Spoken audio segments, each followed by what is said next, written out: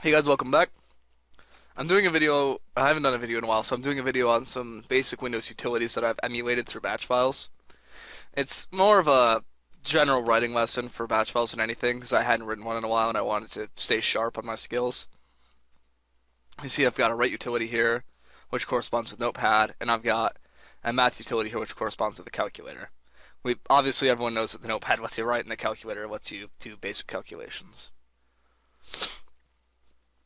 So this basically is the simplest text editor I can think of. You can't edit previous lines, but you can edit lines that you're still typing. It types one line at a time. You need to enter every time you want to start a new line because it's Notepad, so you wouldn't have it entered either. So it's basically the most basic text editor I can think of. So anyways, it's just you give yourself a file name, and if you don't put a file name in it, it prompts you for one. So the file name will be file name, and then you start typing. Now, initially, one of the first problems I had is that I couldn't do blank lines. When I did blank lines, it would give the echo printout because the syntax looks exactly like this. Echo user input. Oh, hold up. There we go. File name txt. So that's what the syntax looks like. So you can see that right here is where the input would go. So it would go echo, and you'd see the user input right there. So that's what the syntax looks like. Huh. I've never crashed that out before. That's so weird. Oh, because I auxiliary scripted in an auxiliary script. That's not good. Well, anyways, it's really basic utility, and despite all this, the code is still a mess. Take a look at it. I can bring up the utility right here. So, I'll go back to the top, I guess. This is the remark I made about it. Title, color, echoes off, clear screen, that's the echo prompt. This is where you set the file name, thus labeled file name set. This is the new line, so for every new line you go to the new line prompt. This is for blank lines. And the whole thing in general is just a mess, because I've got new line, normal line, blank line. Verify 1, verify 2, options, end. File name set. So I've got a ton of different labels here. But overall, this is what it does. If you want to take a look at it closer for some reason, I'll paste bin it in the description, because no one would want to use this utility as an actual utility. Alright, so on to the second one I wrote.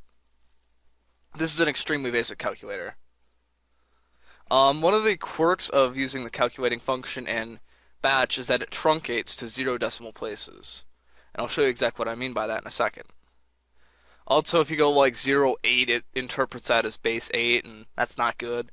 So, you gotta be careful about that. Anyways, so I'll show you what I mean by that it truncates at 0 values. So, we'll do 12 divided by, oh yeah, I forgot. So my first number is 12, my second number is 13. So I want to divide these. So you know that 12 divided by 13 is about 0.93. So when you go ahead and divide this, what you'll find out is that it truncates to a value of 0. So division is not very good.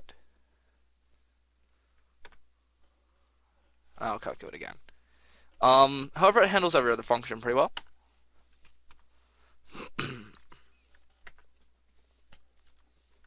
Let's subtract these. So it gives you negative 22. So it actually works out.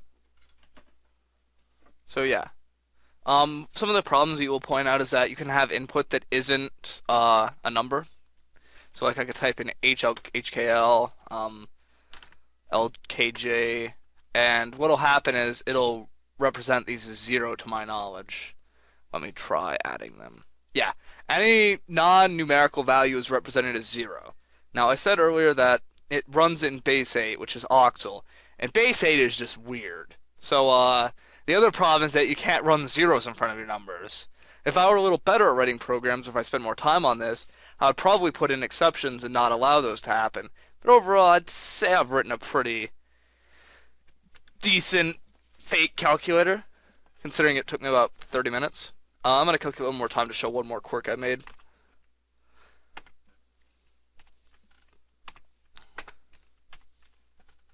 So I have 321 and 0. So look what happens. You get a divide by 0 error. Now that little bit of line there, your answer is undefined. I'm pretty sure I added that myself.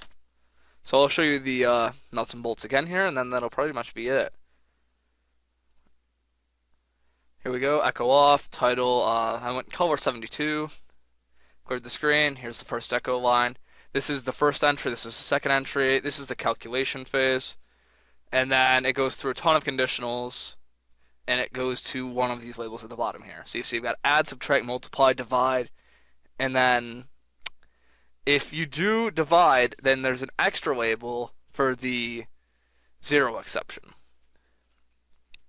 See, I said if the number equals 0, go to special or go to continue.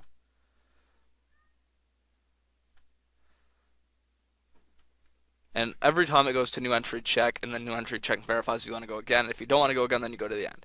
So overall, the math utility is probably more advanced than the write utility, but they're both acceptable.